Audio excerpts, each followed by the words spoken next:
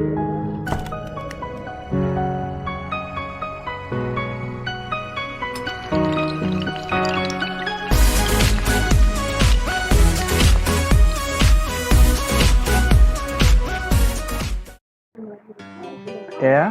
Assalamualaikum warahmatullahi wabarakatuh. Selamat sore semuanya. Waalaikumsalam. Selamat sore, Wak. Selamat sore, Pak. Ya, jadi presentasi kalian kali ini merupakan presentasi yang sifatnya kita masih berlatih, asistensi ya, belum resmi. Resminya nanti kalau misalkan sudah saya nyatakan sudah oke, dengan kalian kemarin saya latih untuk bisa mengoperasikan PSDC. Jadi kalau misalkan mau menggunakan aplikasi untuk pembuat video lainnya, saya mempersilahkan ya. Saya mempersilahkan, silahkan saja kalau memang ada yang bisa Adobe Premiere atau Power Director, silahkan. Saya membebaskan. Yang penting nanti presentasinya karena resmi gunakan seragam. Itu. Tapi kalau yang sekarang itu kita baru latihan. Saya mau melihat, menjejaki presentasi kalian itu cukup berbobot atau tidak. Kalau tidak, maka saya akan minta untuk diperbaiki. Nah, seperti itu. Jadi saya cuma mau lihat presentasi yang sudah dibuat cukup berbobot atau tidak. Kalau belum berbobot, maka dibobotkan, ya, dikuatkan karakternya di situ. Kemudian nanti kalau presentasi akhir, jadi ini hanya asistensi saja, bahwa kalian sudah mampu. Nah, begitu saya bilang kan silakan untuk membuat presentasi resmi. Nah, tinggal kalian, ya, kalau ada 4 orang, ada editor utama, ya, editor utama sekaligus sutradara, yang mengarahkan ke 3 teman lainnya. Selanjutnya dari 4 orang ini, edit masing-masing video kalian sendiri, sebelum dikirimkan ke editor utama untuk dilakukan editing akhir. Ya, seperti itu. Seperti yang layaknya kalian presentasi sekarang, diestafetkan dari Alvaro dilempar ke Ali, kemudian dilempar ke Agi, dilempar ke Fahmi. Nah, estafet seperti itu tetapi dalam bentuk video yang resmi menggunakan seragam PDH-nya dengan lokasi berbeda-beda di lokasi masing-masing. Karena memang kondisi kita pandemi seperti ini, kita pendidikan jarak jauh, maka kita harus bisa tetap memberikan kualitas dalam pembuatan laporan yang lebih. Nah, gunakan ilmu yang sudah saya berikan ke kalian untuk mata kuliah berikutnya. Karena kita tidak tahu sampai kapan pandemi ini untuk berakhir. Kemarin malam saya dapat berita informasi dari Gubernur Banten bahwa PJJ masih diberlakukan informasinya sampai dengan tanggal 18 Januari. Jadi, nanti akan ada informasi kembali. Jadi belum bisa tatap muka, ya. Di bulan Januari sangat tipis kemungkinan untuk tatap muka. Itu. Nah, kemudian sedangkan di kampus kita di PPI Curug saat ini lagi disemprot-semprot itu ya, di bara, kemudian di kantor, dikasih disinfektan untuk menghindari kuman-kuman penyakit segala macam ya, yang berpotensi untuk ke arah corona atau pandeminya ya. Nah, seperti itu. Nah, sekarang saya mempersilahkan kalian untuk lakukan presentasi, lakukan yang terbaik. Nah, kemudian nanti saya akan memberikan pelatihan lagi. Kalau kemarin malam saya memberikan pelatihan berupa bagaimana mengoperasikan PSDC ya. Itu open source sehingga kalian bisa mengoperasikan dan bisa download tanpa harus berbayar, tanpa harus berat-berat filenya ya. Tapi kalau sudah punya yang baik ya silahkan dipakai. Kemudian nanti akan saya lakukan pelatihan lagi, itu berupa sinematik ya, sinematik video dan penggunaan green screen seperti itu ya. Nah, itu final. Nah, selanjutnya tinggal kalian sudah bisa memulai pembuatan laporan resminya. Karena sudah melalui rangkaian evaluasi dari asistensi materi yang sudah kalian berikan ke saya. Seperti itu ya. Ingat seinformatif mungkin. Dan kalau bisa penjelasan kalian itu yang berbobot dan juga berbasis gambar video boleh. Karena kemarin kita latih bagaimana menggabungkan ada video di dalam video. Satu video awalnya ya, kemudian kita masukkan menjadi 2 video seperti itu. Kemudian dari video yang ada kita bisa masukkan gambar, informasi dan lain-lain. Kemudian kita memberikan musik supaya orang tidak bosan. Batas durasi disesuaikan dengan pembobotan materi yang diberikan. Semakin berbobot bisa jadi semakin lama karena materinya cukup banyak, diatur sendiri. Ya, intinya nanti kalian bisa gunakan hasil perkuliahan kita sebagai pengalaman dalam belajar. Dan fungsi akhir nanti adalah sedapat mungkin kalian sudah memiliki YouTube channel masing-masing ya, dengan video yang sudah saya stempel ya. Stempel digital saya adalah logo dan komentar saya. Kalau sudah ada komentar saya dan logo, silakan, itu sebagai pengalaman kalian. Satu ketika dipertanyakan, itu bisa kembali ke saya, adalah saya sebagai dosen kalian yang membimbing kalian dalam perkuliahan dasar teknologi informasi ya. Oke, saya rasa seperti itu saja. Share screen sudah saya buka, monggo silakan siapa yang mau presentasikan, silakan. Waktu dan tempat saya persilahkan.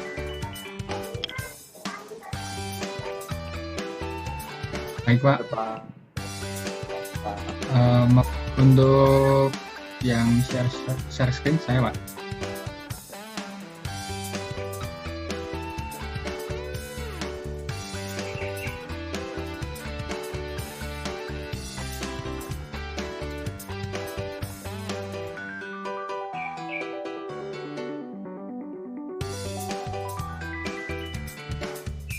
Baik, untuk yang pembukaan akan dimulai oleh Saudara Adi Wahyu, nomor absen 1, silakan.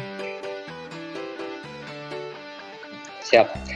Assalamualaikum warahmatullahi wabarakatuh. Kami dari kelompok 1 akan mempresentasikan hasil kerja kami dari tugas mata kuliah Dasar Teknologi Informasi.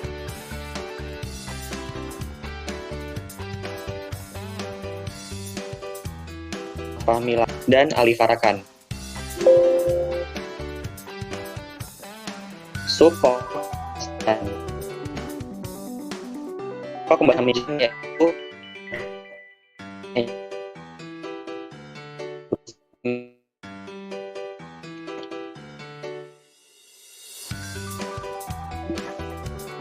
Mohon izin Bapak, untuk sinyal dari Taruna Muda Adi Wahyu terkendala Pak, suaranya putus-putus.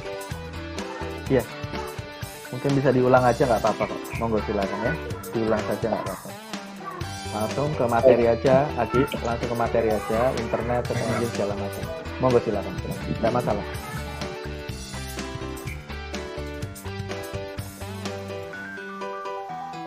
Izin Pak untuk membacakan materi Pak.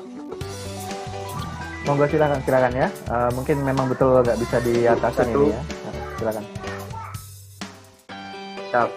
Siap Pak. 1. Internet. Internet adalah suatu jaringan komunikasi antar teknologi pendukung yang dipakai secara global adalah Transmission Control Protocol atau Internet Protocol Suite, atau disingkat sebagai istilah TCP/IP.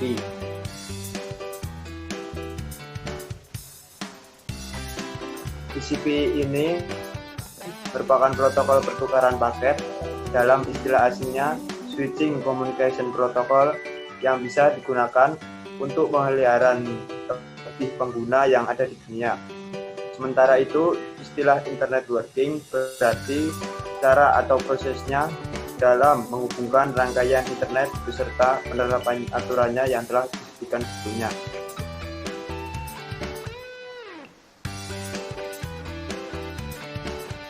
Fungsi internet ada berbagai macam, yaitu 1. Memudahkan untuk mengakses informasi.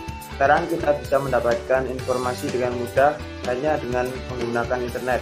Bahkan jika dahulu kita sering mengeluh tidak dapat belajar karena tidak memiliki buku dengan harga yang mahal, sekarang kita dapat belajar berbagai hal dengan menggunakan internet dimanapun dan kapanpun. Yang kedua, memudahkan komunikasi. Jika dulu kita ingin berkomunikasi dengan teman ataupun teman yang berbeda negara ataupun beda kota, kita harus terlebih dahulu bertemu langsung untuk dapat komunikasi dan membutuhkan waktu dan biaya yang banyak.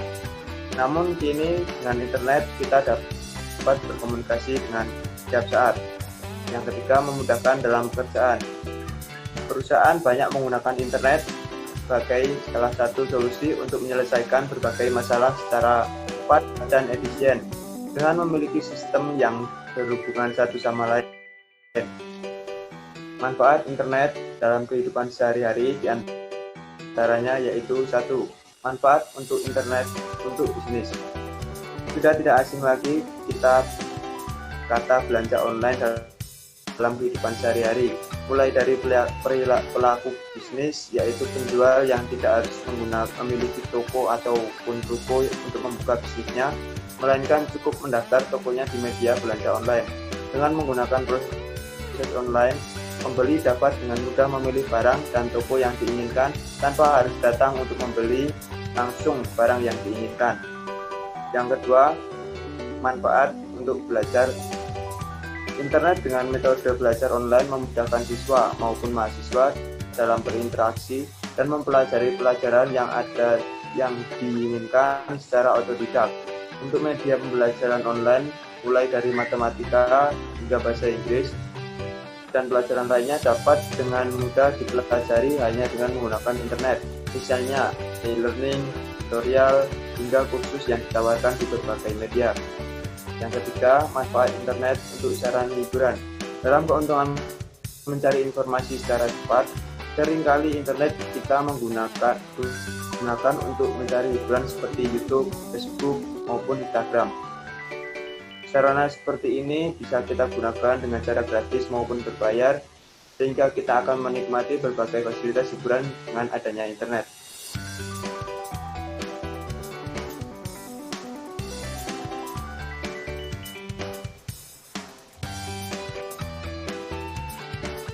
Dampak positif dan negatif dari internet. Dalam internet, terkadang ada juga dampak yang kita rasakan itu, baik itu dampak positif maupun negatif. Kira-kira seperti apa saja itu? Simak beberapa dampak positif dan negatif dari internet. 1. Dampak positif. Berikut ini adalah dampak positif dari penggunaan internet. Yang pertama, memudahkan mendapatkan informasi.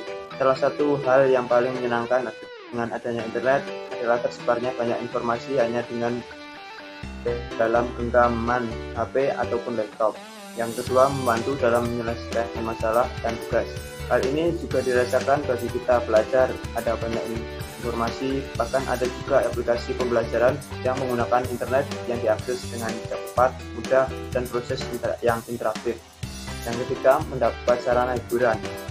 Kita tentu tahu ada banyak sekali fasilitas hiburan yang bisa kita gunakan di internet, baik itu fasilitas hiburan seperti menonton video YouTube, mendengar lagu di Spotify,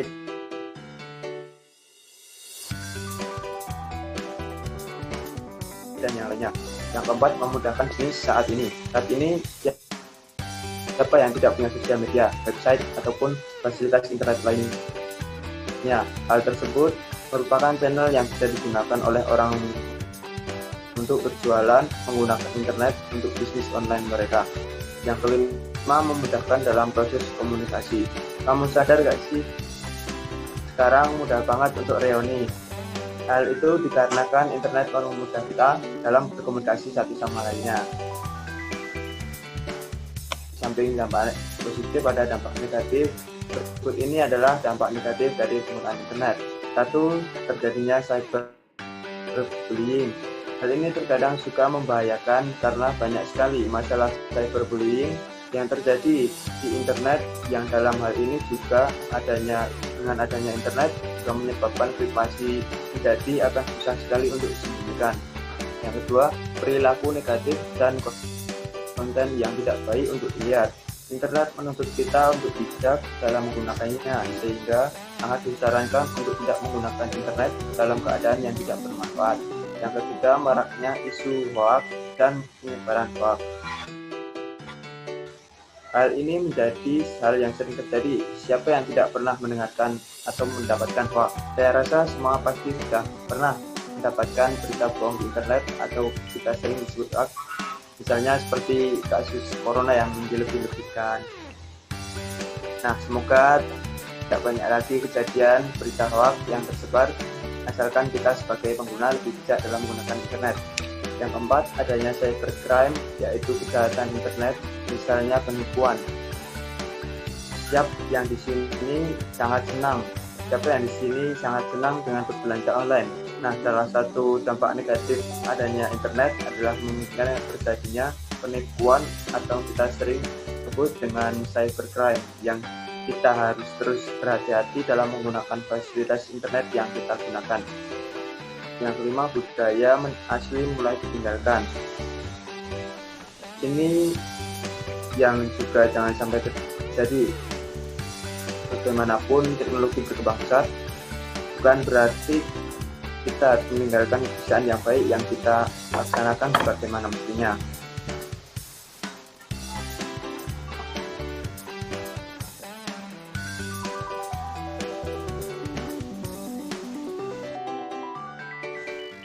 Untuk berikut ini ada video sedikit untuk menghibur teman-teman dan bapak. Mari.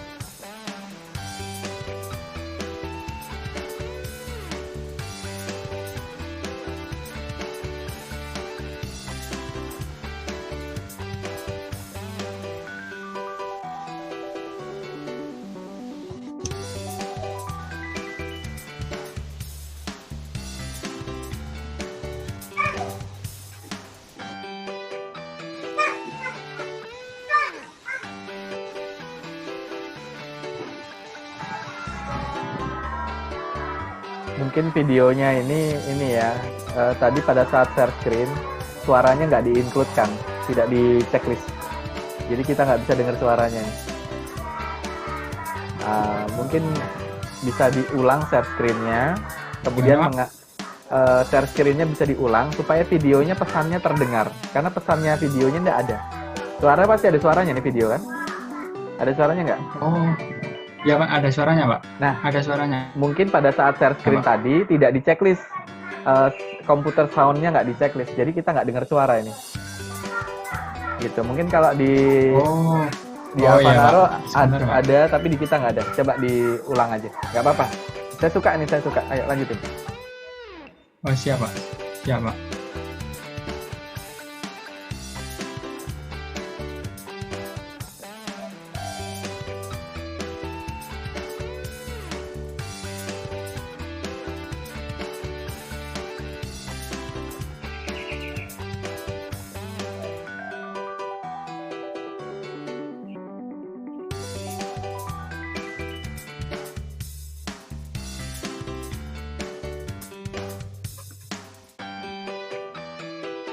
Sebuah gagasan umat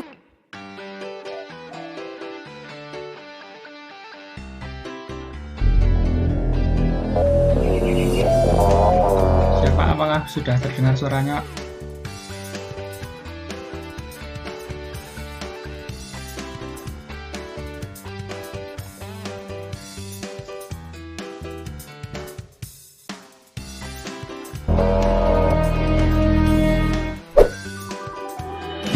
ini adalah internet, tempat di mana orang-orang dapat saling terhubung, mendapatkan informasi dan menghibur diri.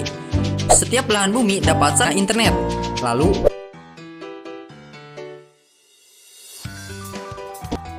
seberapa pentingkah internet untuk keberlangsungan hidup manusia? Maka dari itu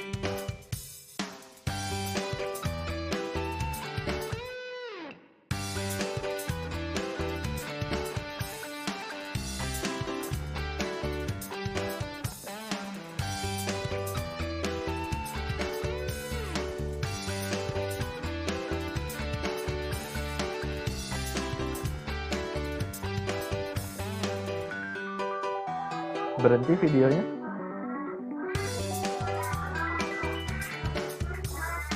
Ya Pak, ini error Pak. Kenapa? Sebentar Pak, ini Oh, iya. ada kendala error Pak. Oh gitu. Error Pak.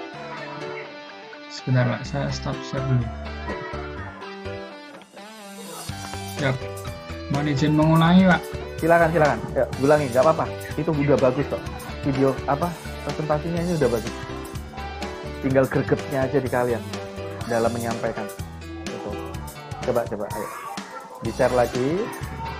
Ya, kita tuntaskan, harus tuntas.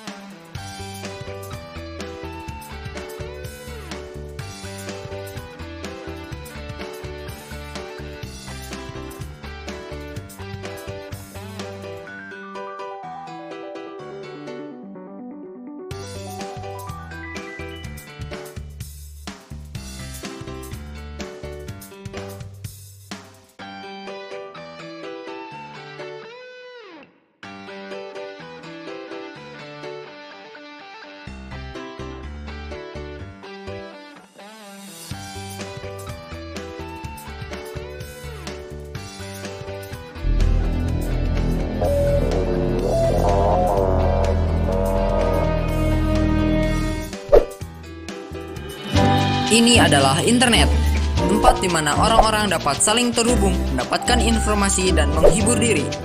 Setiap belahan bumi dapat saling terhubung dengan adanya internet. Lalu, seberapa pentingkah internet untuk keberlangsungan hidup manusia? Maka dari itu, kamu harus tahu.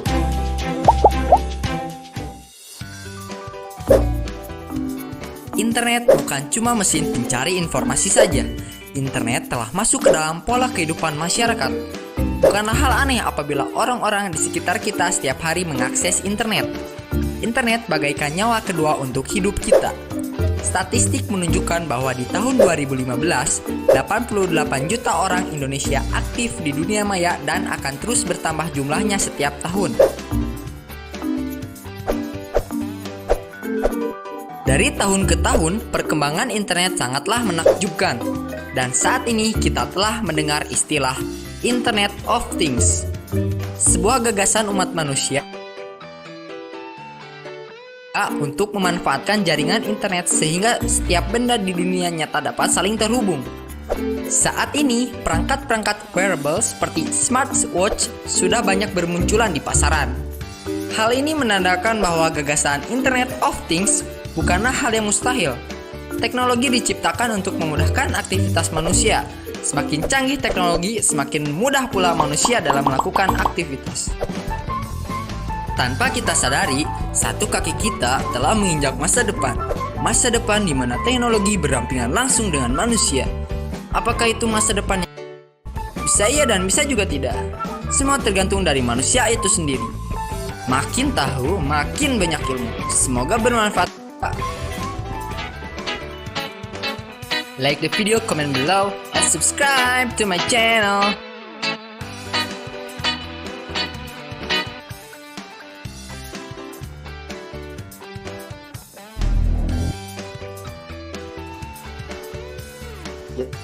Dan video pendek dari nomor 1 untuk selanjutnya rekan Ahmad Latif, saya persilakan.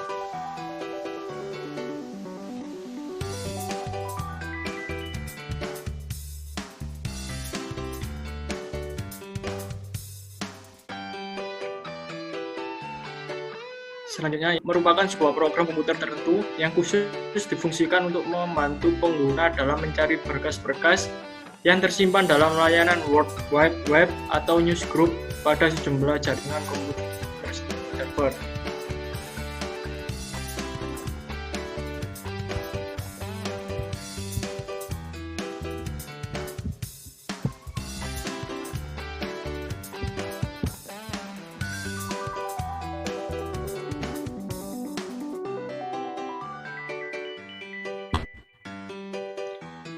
Search engine adalah program yang memungkinkan pengguna untuk mengajukan pertanyaan atau menggunakan kata kunci untuk membantu mencari informasi di web.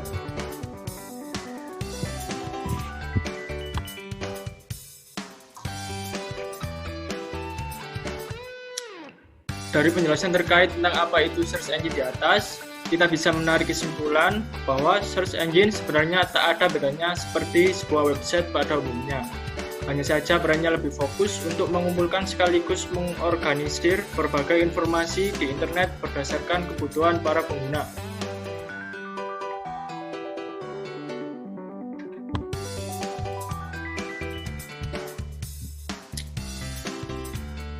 Fungsi search engine.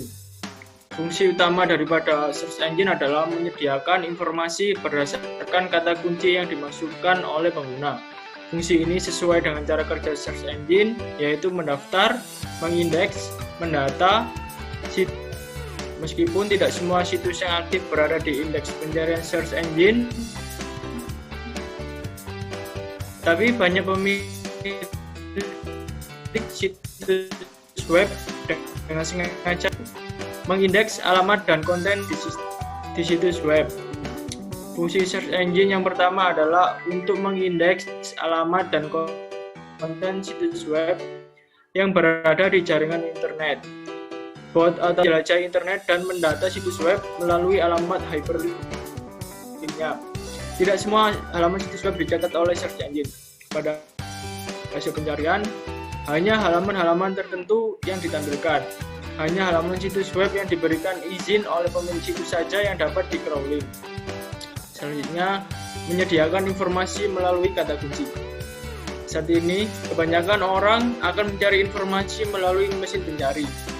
Berdasarkan riset, setiap hari, dari 4 miliar pencarian yang dilakukan di mesin pencari Google, setidaknya tidak kurang dari 40.000 pencarian dilakukan setiap detiknya, dan akan terus bertambah seiring bertambahnya pengguna internet. Hampir seluruh informasi semua ada di search engine seperti Google. Semakin banyak pengguna menggunakan mesin pencari untuk mencari informasi, maka peluang untuk memasarkan produk semakin terbuka melalui internet. Itulah kenapa saat ini banyak orang yang menggunakan media online sebagai sarana promosi produk atau memasarkan produk mereka. Selanjutnya yaitu media pemasaran. Bertambahnya jumlah pengguna dengan pencarian yang fantastis setiap detiknya membuat search engine menjadi media pemasaran modern saat ini. Pengguna dapat mencari apa saja melalui search engine, termasuk barang-barang yang ingin mereka beli. Mesin pencari membuat pencarian informasi semakin mudah.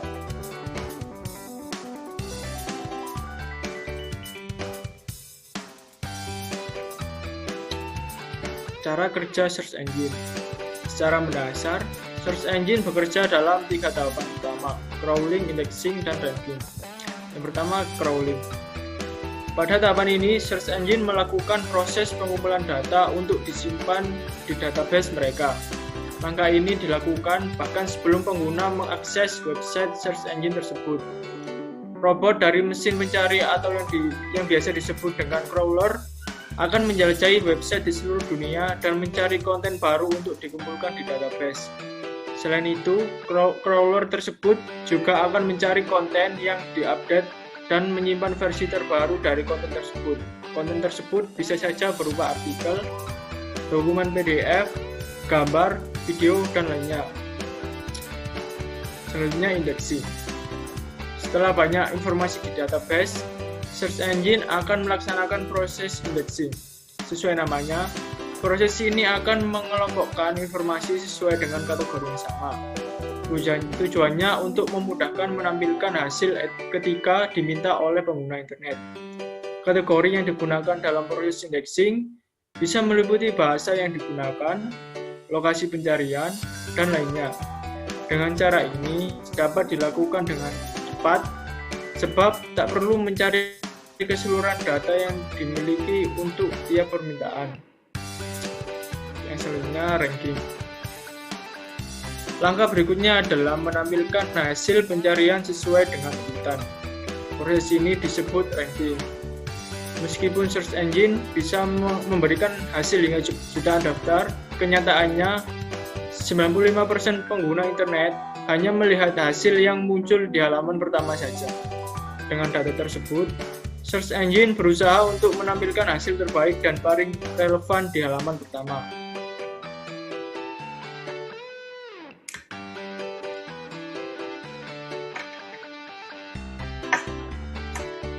Selanjutnya, kita akan membahas macam-macam search engine. Yang pertama, Google. Google menguasai setidaknya 71,24% pencarian desktop di seluruh dunia.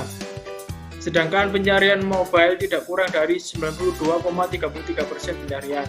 Saking banyaknya pengguna yang memanfaatkan Google sebagai mesin pencari, Google menjadi situs yang paling banyak dikunjungi berdasarkan Alexa Ranking. Selanjutnya ada Bing. Bing adalah mesin pencari yang dikembangkan oleh Microsoft. Mesin pencari ini diciptakan setelah Microsoft mengembangkan beberapa sistem pencari lain seperti MSN Search, Windows Live Search, and Live Search. Perubahan ini tak lain adalah untuk menyaingi saingan terbesar mereka, yaitu Google. Bing bekerja dengan cara menyimpan informasi tentang banyak halaman web yang diambil langsung dari www. Halaman ini diambil dengan web crawler atau browser web otomatis yang mengikuti setiap peranala yang dilihatnya. Pangsa pasar Bing adalah sebesar 12,69%. Selanjutnya ada Baidu. Baidu menjadi situs pencarian yang populer di Cina. Baidu selain melayani bermiliar pencarian setiap bulannya, angka tersebut tak banyak berubah meskipun Baidu hanya fokus pada segmen lokal saja. Hal ini tentu berbeda dengan strategi yang diterapkan oleh Google. Yang keempat ada Yahoo. Perusahaan yang dulu sempat besar ini sudah mulai hilang peminatnya. Di tahun 2000-an, layanan ini menjadi layanan yang sangat terkenal. Mengenalkan pengguna mengenai email, chat, dan program mesin pencarian. Yahoo menyediakan antarmuka pencarian, yang artinya Yahoo akan mengirimkan pertanyaan ke indeks pencarian halaman yang dilengkapi dengan direktori khusus. Sampai dengan saat ini, Yahoo hanya menyisakan pangsa pasar sebesar 2,15%, sangat jauh dibandingkan Google yang dulunya sempat ditawarkan ke Yahoo. Terakhir ada Yandex. Yandex, perusahaan yang berada di Rusia ini mengembangkan mesin pencari sendiri yang bernama Yandex Search. Mesin pencari ini memproses lebih dari 4,5 miliar pencarian setiap bulannya. Pangsa pasar di seluruh dunia sebesar 1,5%, sangat jauh dibandingkan dengan Google. Yandex lebih populer di kalangan orang Rusia. Ini menjadi kebanggaan tersendiri bagi orang-orang di sana. Materi selanjutnya akan disampaikan oleh Taruna Muda Alvanaro Gendes.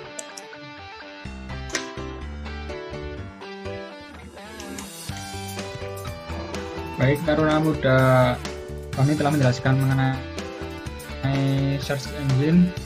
Selanjutnya saya akan menjelaskan mengenai browser. Pertama, pengertian mengenai browser. Browser adalah salah satu jenis perangkat lunak atau software yang umumnya digunakan untuk membuka halaman website di internet. Secara fundamental, browser mempunyai kemampuan untuk menampilkan kode semantik atau bahasa pemrograman halaman website seperti HTML, CSS, JS, dan lainnya menjadi halaman yang dimengerti oleh semua orang.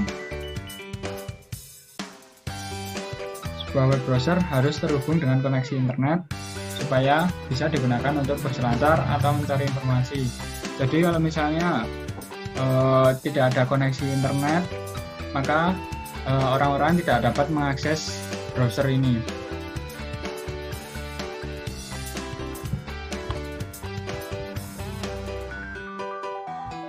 Selanjutnya, cara kerja browser.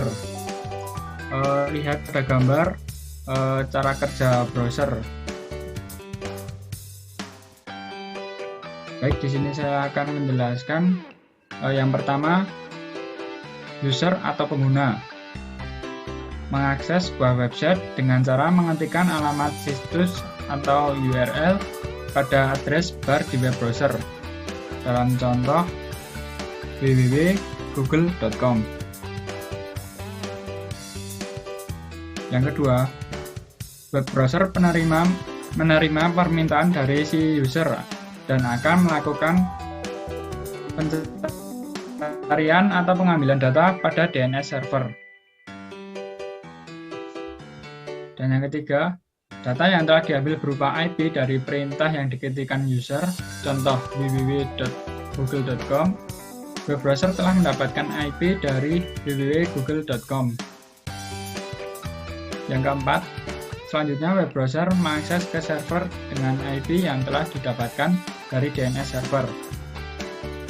Yang kelima, server memberikan data konten dari www.google.com dalam bentuk HTML dan file lain seperti CSS, PHP, dan lain-lain.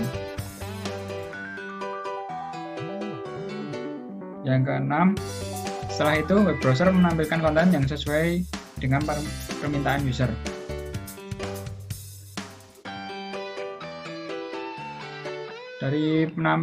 Dari paparan yang saya jelaskan tadi, untuk saat ini cukup mudah untuk kita akan mencari informasi-informasi internet yang sudah ada karena perkembangan zaman saat ini.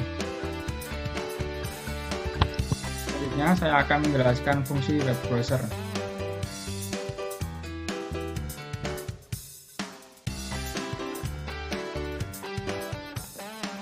Fungsi web browser secara umum adalah untuk browsing. Istilah browsing adalah suatu kegiatan mengakses halaman website menggunakan browser untuk memperoleh informasi yang ada di internet.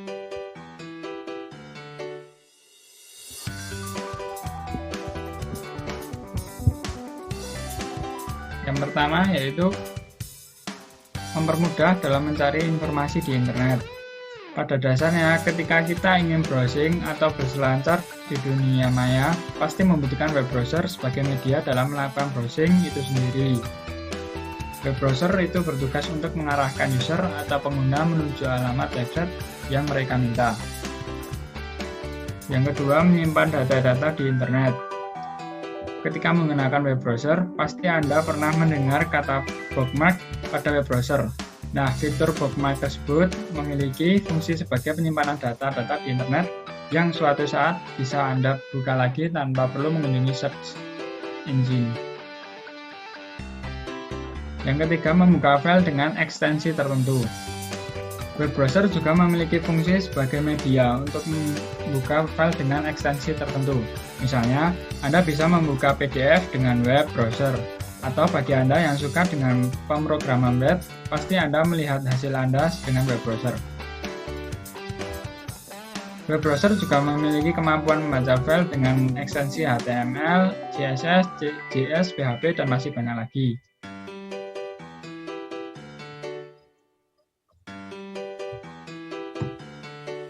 Contoh web browser. Contoh web browser di muka bumi ini sangat banyak. Mereka juga memiliki kelebihan dan kekurangan sendiri-sendiri. Itu sebabnya masing-masing orang menggunakan browser yang berbeda tergantung dengan kenyamanan dari web browser itu sendiri. Mungkin untuk saat ini yang banyak digunakan web browser yaitu yang pertama Google Chrome. Karena Google Chrome sendiri sudah bisa diakses di handphone maupun di PC atau laptop. Saya di sini akan menjelaskan mengenai Google Chrome. Chrome saat ini menjadi web browser yang paling terkenal dan umum digunakan oleh sebagian besar orang. Google Chrome termasuk web browser yang mudah tetapi sudah bisa mengalahkan web browser lainnya yang lebih senior dalam hal performa. Web browser juga memiliki kemampuan lebih dalam hal kecepatan loading website. Website yang dibuka melalui Google Chrome akan lebih cepat. Tetapi Google Chrome juga memiliki kelemahan, yaitu bisa menghabiskan banyak memori. Jadi kalau Anda memberikan banyak perintah kepada Google Chrome, maka akan sangat boros memorinya. Selanjutnya yaitu UC Browser. UC Browser adalah web browser kedua yang paling banyak digunakan oleh para pengguna internet. Kelebihan UC Browser adalah mampu mengecilkan data browsing.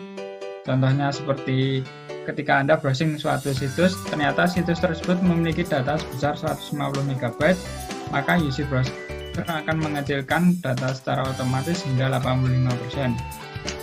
Namun, untuk saat ini, PC ataupun laptop, jarang ditemukannya pengguna menggunakan UC browser.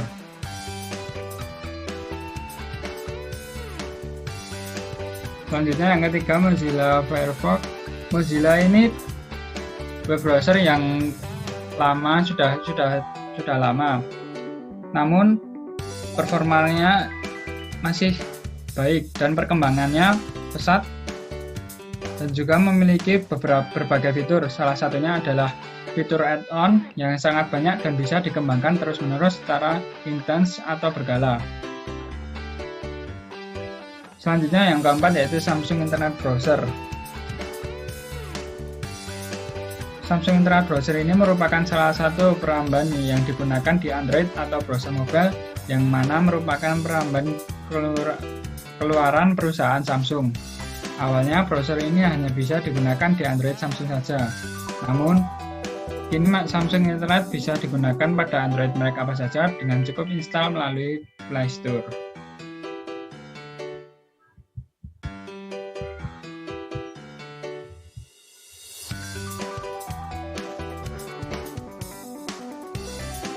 Baik, selanjutnya penjelasan mengenai email akan dijelaskan oleh Taruna Muda Aki Wahyu. Saya persilahkan.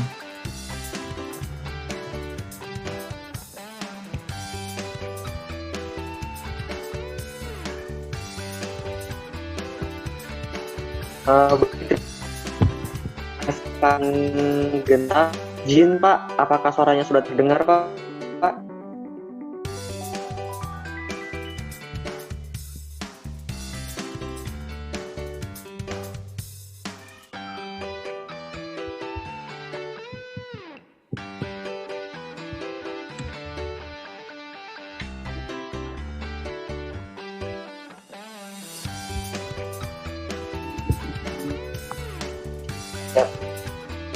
Materi artinya mengirim dan menerima surat atau pesan dengan format digital dan pesan digital atau elektronik tersebut dapat dibuat dan dikirim melalui email lainnya.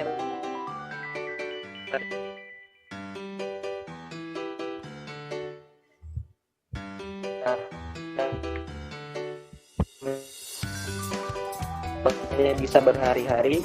Saat ini mengirim pesan via email hanya butuh waktu beberapa detik saja. Saat ini mengirim pesan via email merupakan salah satu cara yang paling efisien, cepat, dan murah.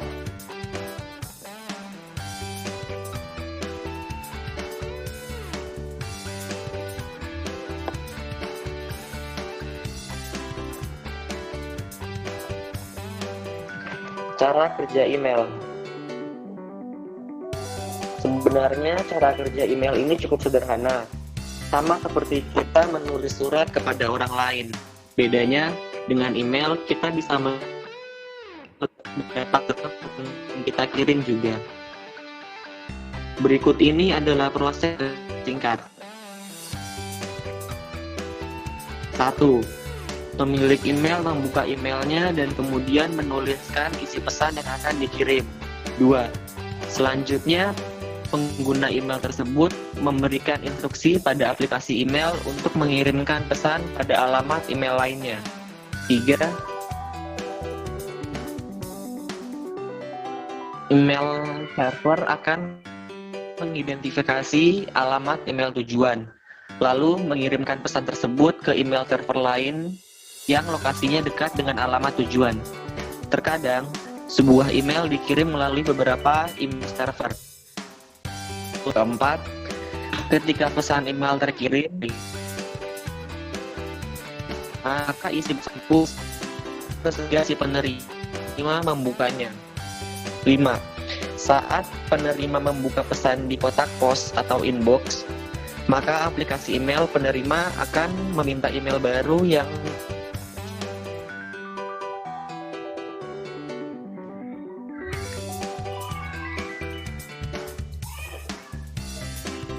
itulah diunduh tadi.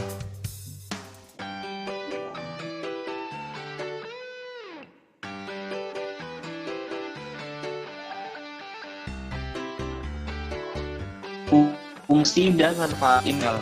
Mengacu pada pengertian email di atas, maka fungsi email secara umum adalah untuk mengirimkan pesan dan surat kepada orang lain. Lebih lanjut, fungsi email selengkapnya. 1. Mengirim dan menerima pesan. Kegunaan email yang paling umum untuk mengirim menerima email ke orang lain dimanapun mereka berada. Pesan tersebut dapat terkirim ke tujuan dalam waktu yang sangat cepat, bahkan dalam hitungan detik saja. Namun, tentu saja kecepatan tersebut dipengaruhi oleh kecepatan internet, baik si pengirim atau si penerima email. 2. File. Email juga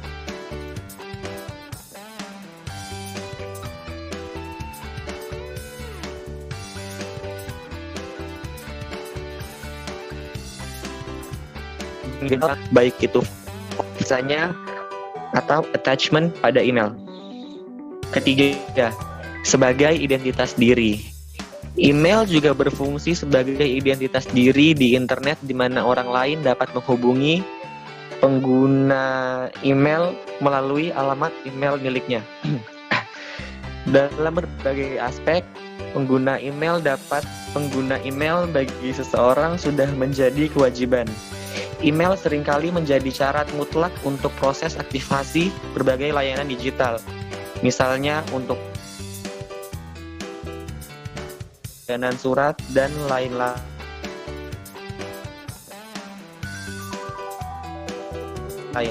Daftar berbagai situs. Sebagian besar layanan website saat ini agar bisa melakukan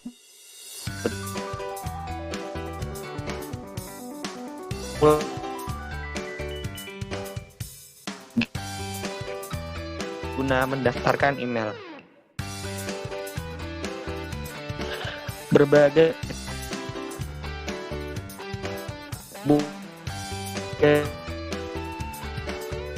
invalid. 5. Untuk email untuk media pemasaran.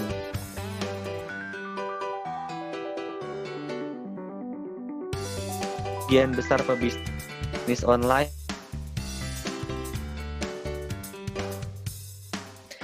pemasaran melalui email merupakan salah satu pemasaran online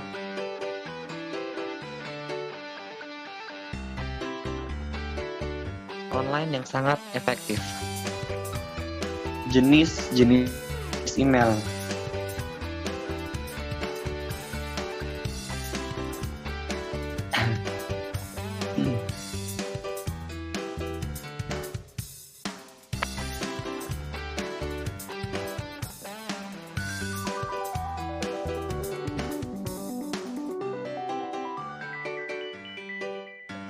Jenis-jenis email. Mengacu pada pengertian email di atas, email dapat diklasifikasikan menjadi 3 jenis, yaitu pop mail, web mail, dan forward mail. Berikut penjelasan ketiganya.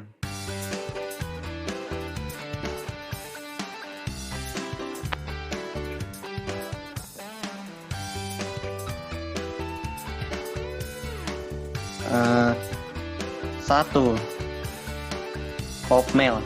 Pengertian pop mail atau Post Office Protocol adalah jenis email yang didapatkan oleh pengguna dari ISP yang menjadi langganan atau alamat email pekerja yang diberikan perusahaan kepada pegawainya.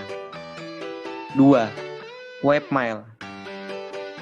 Webmail adalah email yang berbasis website.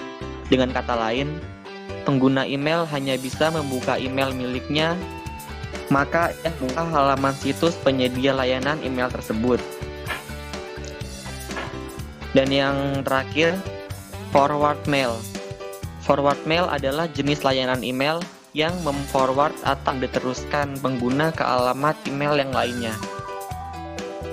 Biasanya, forward mail sering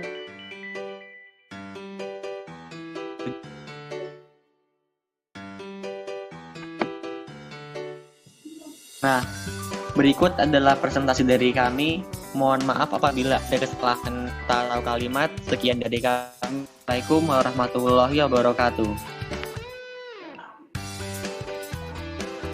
Waalaikumsalam. Oke ya, langsung aja. Yang perlu saya tekankan adalah dalam sebuah presentasi adalah jiwa. Jadi 3 kategori yang harus selalu saya ingatkan, ya. 1 sikap, 2 ilmu. Sikap itu yang pertama. Kalau sikap kalian itu sudah positif, maka ilmu apapun yang diberikan ataupun yang akan kalian bawakan akan bernilai positif. Yang ketiga, keterampilan yang dijadikan satu, ya, dijadikan satu. Nah, sekarang yang saya perhatikan dari sini jiwa kalian, berarti kategori yang satu, ya, kategori yang satu itu kurang, tetapi latihan. Makanya tujuannya asistensi ini supaya saya fokus, kalian fokus, ya, kemudian dijadiin satu. Kalau banyak orang, saya terbagi fokus saya, gitu.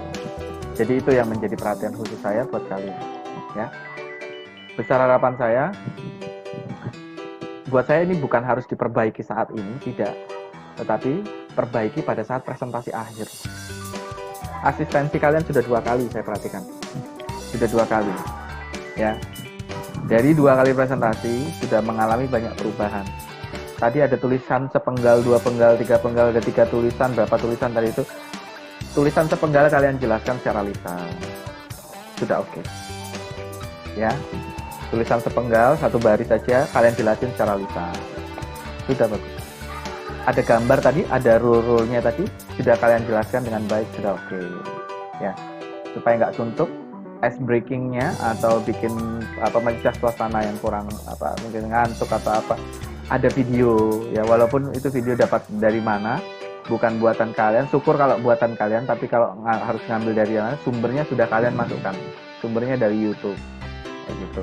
Nah, nanti kalau untuk presentasi akhir, sumbernya harus jelas, YouTube yang mana, channel apa, sehingga kita tidak dikatakan plagiat, ya. Ada undang-undang, ya, undang-undang informasi perihal penggunaan hak cipta orang. Kita nggak tahu tuh orang ngambil lagi dari orang lain, itu kita nggak usah mikirkan. Yang penting kita ngambil dari sumber itu, tuliskan dari sumber apa, gitu. Nanti, ya, nanti. Kalau saat ini udah cukup bagus itu. Di sumber dari YouTube mana nggak tahu. Nanti jelasin pada saat presentasi akhir. Nah, kalian sudah saya persilakan untuk melakukan presentasi akhir, pembuatan video presentasi akhir. Jadi 1, 2, dan 6 kalian bikin, ya, bikin. Nanti untuk teknis saya akan sampaikan di hari. Omong-omong, kita ada liburnya nggak? Secara akademis liburnya hari Rabu Kamis, libur nggak? Dinyalain aja mic-nya, dinyalain aja. Untuk dari yang informasi yang dari grup itu, libur itu dimulai tanggal 21. Oh, oke. Berarti ya mulai sekarang ya libur udah ya. Berarti saya tidak ada kewajiban secara khusus tanggal hari Rabu Kamis ya, tanggal berapa itu? 23, 24. 21. Ya, Pak.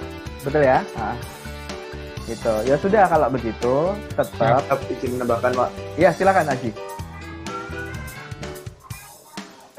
Untuk informasi dari tanggal 21 sampai tanggal 2 itu belum ada informasi resmi, Pak. Oh, belum ada informasi resmi. Dan terakhir pagi masih ada apa dari pengasuh. Oh gitu. Buat saya begini ya, buat saya dalam PJJ ini every day is holiday kalau buat saya. Karena apa? Saya bekerja dari rumah, buat saya itu liburan. Kalau saya di rumah itu walaupun saya melayani kalian belajar, buat saya ini adalah hiburan dan liburan gitu loh. Jadi saya happy saja. Kalau memang diketahui, oh tanggal 21 udah libur ya, tapi saya tetap melayani kalian, nggak masalah ya. Saya tidak ada batasan mau libur mau apa, mau kita PJJ kok gitu loh. Yang penting saya siapin listrik, laptop, sama kuota, udah gitu saja ya, tidak ada masalah dan tidak berat hati saya untuk melayani. Jadi nanti akan saya briefing di hari Rabu atau Kamis, nanti saya kabarin lagi untuk teknis pelaporan akhir. Target kita cukup 2 bulan, materi 1 sampai 6 selesai, target cuma 2 bulan. Lalu bulan berikutnya apa? Saya tambahkan materi yang lain. Jangan lupa, walaupun kita pendidikan jarak jauh, tetap wajib memiliki kualitas dalam perkuliahan kita. Kan saya sudah bilang 3 kategori. Sikapnya udah oke nih, udah belajar ya, sudah antusias untuk mengikuti. Yang kedua, ilmu kalian sajikan sendiri dan saya memberikan tambahan. Yang ketiga, prakteknya. Nah, prakteknya kita jadiin satu. Prakteknya di mana? Yaitu kalian bikin video-video tadi, itu praktek loh. Ya, ingat itu bukan kerja satu orang, tapi kerja tim yang ada 4 orang. Jadi saya ada 4 ini sekarang. Yang kelima, itu adalah hasil akhir apa yang kalian kerjakan. Yang pertama, misalnya Alvanaro sebagai editor utama, ya, editor utama sekaligus pengarah, aransemen atau sutradara, ya, mengarahkan kawan-kawannya. Di samping itu mengedit videonya pribadi juga. Yang kedua, Ahmad Fahmi sudah bikin video pribadi, kemudian ngedit sendiri. Kemudian sudah selesai, kumpulkan ke Alvanaro. Yang ketiga, si Aki juga lakukan pekerjaan yang sama seperti Ahmad Fahmi. Ya, setelah Aki, Ali Farhan juga lakukan hal yang sama. Nah, ketiga-tiga ini dikumpulkan ke satu orang. Selanjutnya dikerjakan sama Alvanaro sampai selesai. Nah, target adalah kualitas yang terbaik. Nggak boleh ditawar. Kualitas terbaik itu nggak boleh ditawar, harus wajib.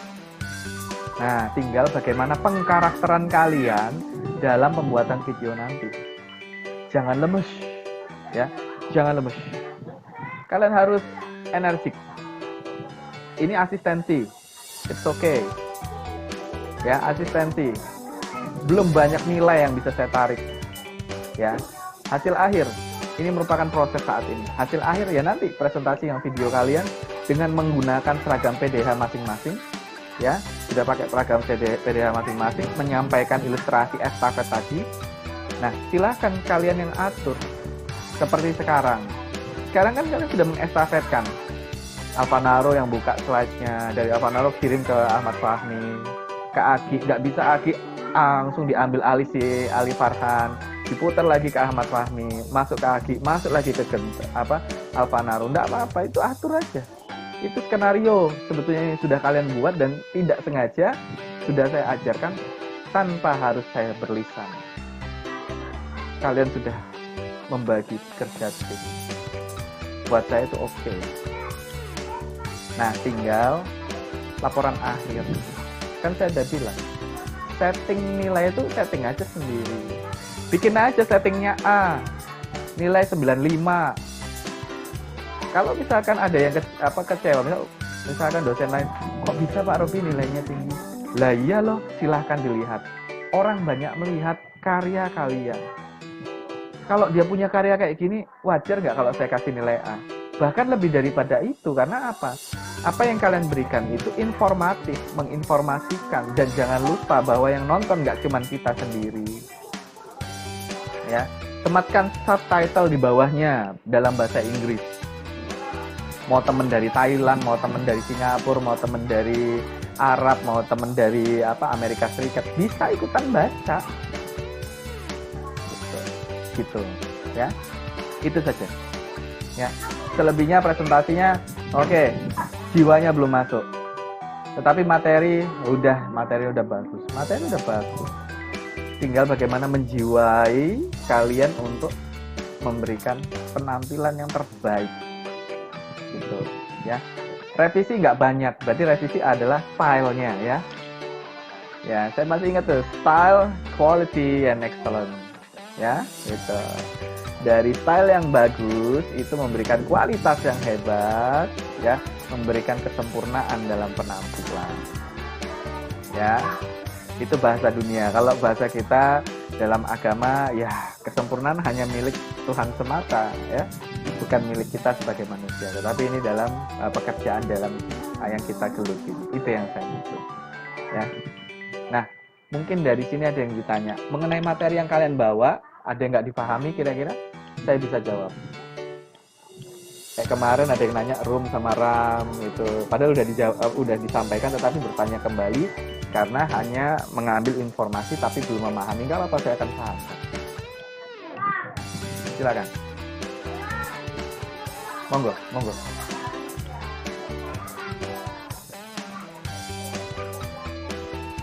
Ini cek Mbak untuk apa namanya? Besok tugas akhirnya itu belum jelas Pak, tugasnya itu disuruh ngapain aja. Oh, Ya, tugasnya. gitu, Nah, hari ini nanti ya, lanjut tugas. apa Naru? Lanjut kamu bicara dulu. Sudah Pak, seperti itu Pak. Oh gitu. Nah, jadi begini, Untuk tugas akhirnya itu tugas akhirnya adalah mempresentasikan ulang apa yang sudah disampaikan saat ini. Ada 1, 2, dan 6. Seingat saya untuk ketik-mengetik belum dikerjakan ya, office ya. Kayak gitu. Nah, 1, 2, dan 6. Nah, itu selanjutnya bagaimana pola presentasinya? Pola presentasi bukan saya mengasistensi saat ini kelihatan kayak gini, tetapi nanti saya akan memberikan informasi lain. Jadi nanti itu saya jelaskan lagi. Intinya saya resume semua ketemu nanti di hari Selasa, besok ya, Rabu atau Kamis. Nanti kita briefing malam lah kayak gitu ya. Satu kelompok satu nggak apa-apa. Yang penting kepala tim ini mendengar informasinya gamblang. Nggak perlu hadir semua, nggak.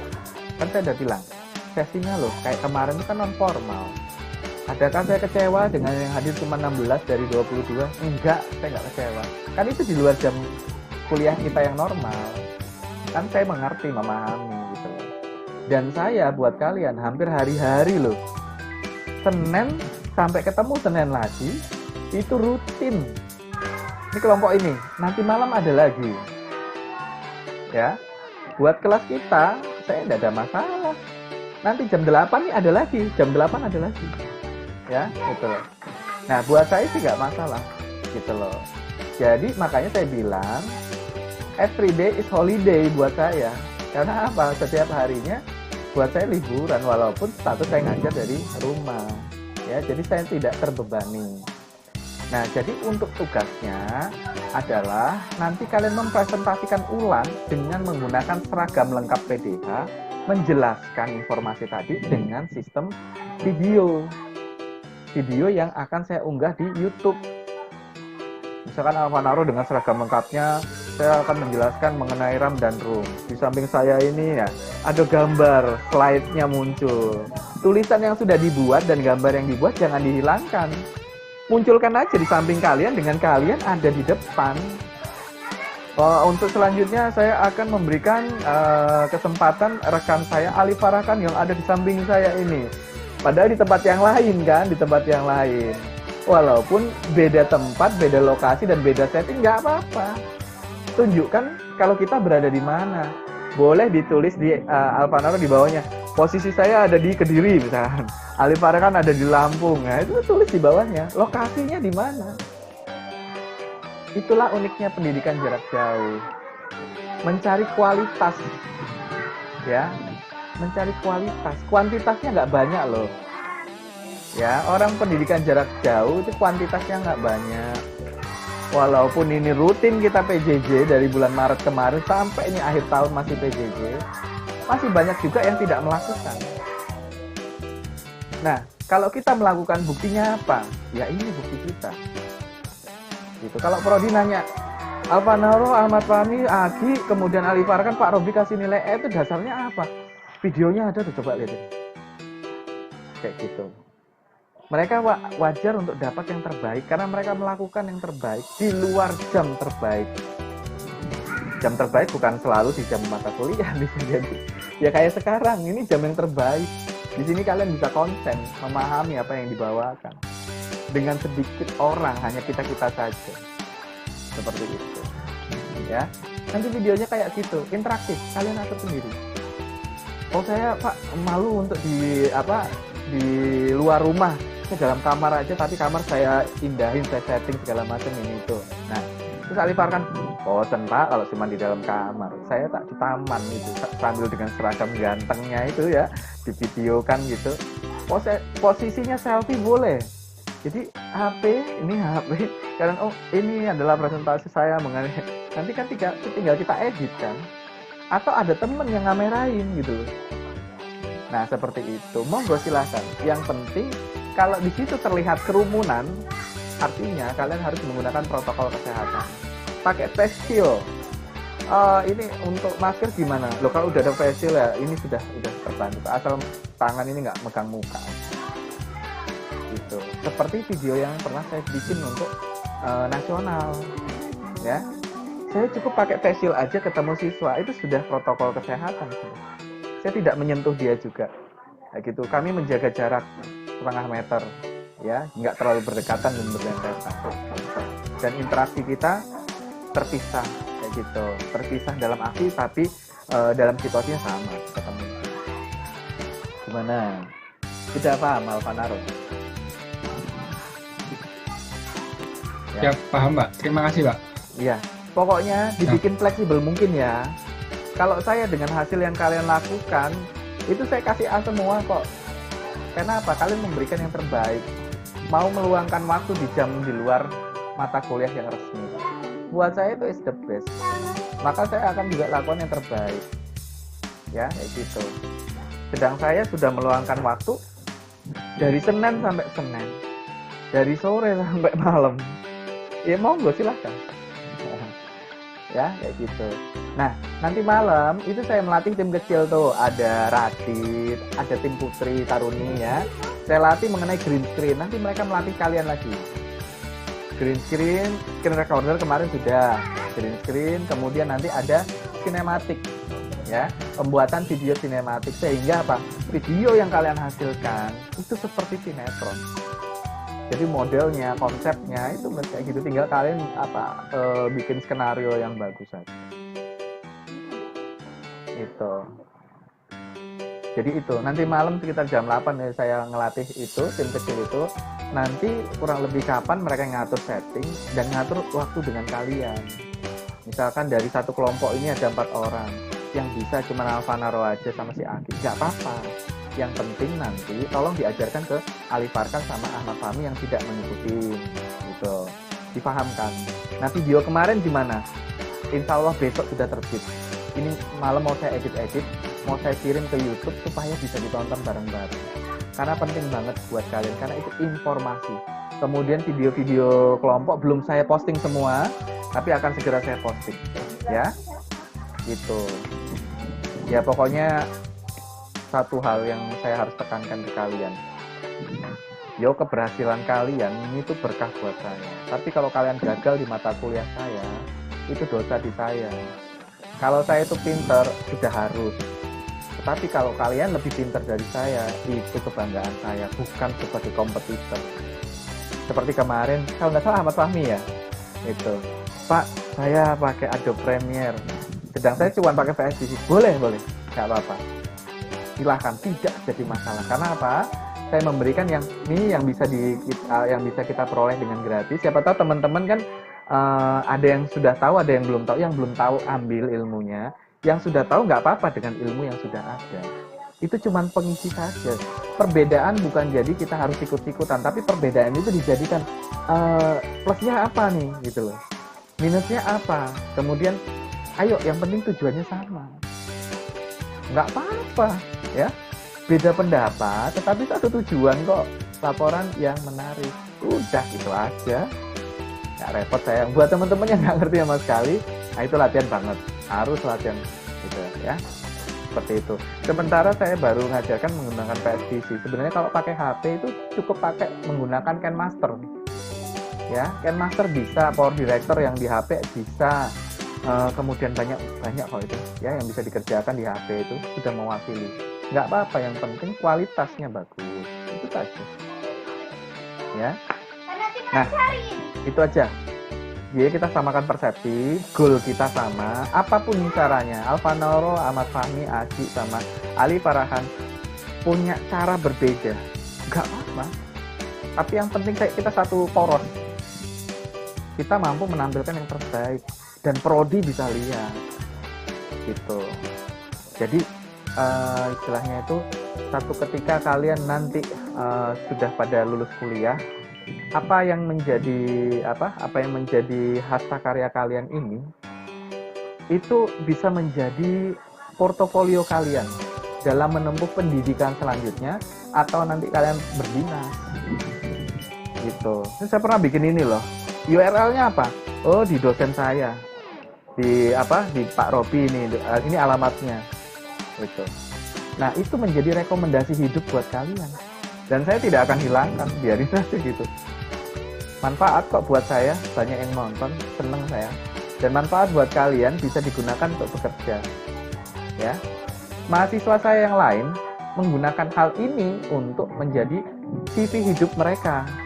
Jadi CV mereka itu berupa alamat YouTube itu yang ditaruh di saya. Mereka juga sudah ambil dari video yang sudah saya asistensi itu, sudah mereka letakkan di YouTube mereka pribadi, dan di YouTube saya juga ada. Kalau misalnya ada pertanyaan, benar nggak ini sudah diakuin oleh dosen yang bersangkutan? Sudah di akun YouTube dosen yang bersangkutan ada kok di saya, seperti itu. Ya, gitu. Nah, kira-kira ada yang ditanyakan lagi? Monggo silakan. Ya, apapun itu programnya, tujuan tetap sama, it's okay, tak masalah, ya, oke saja. Silakan, ada yang ditanyakan sebelum saya akhiri?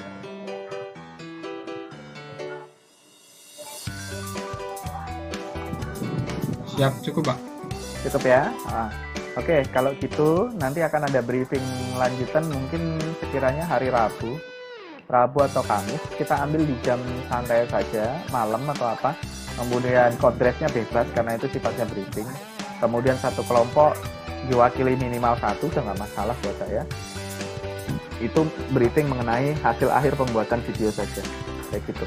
Kemudian teknis pembuatan. Kemudian saya akan gelar pelatihan lagi.